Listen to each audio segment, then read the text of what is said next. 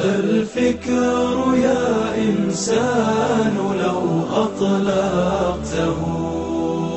متأملا في قدرة الرحمن لخضعت إجلالا وتسبيحا له سبحانه رب عظيم الشان يعلو ولا يعلى وجل علوه وصفاته كملت بلا نقصان سلطانه باق ويبقى ملكه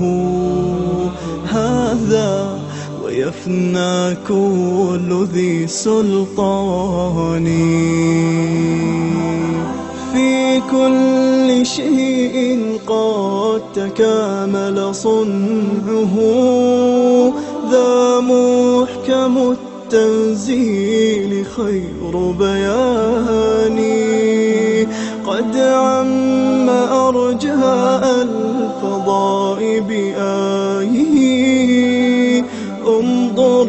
ترى ما لا يصفه لساني هذه السماء تزينت بكواكب لجمالها رفعت بلا أركان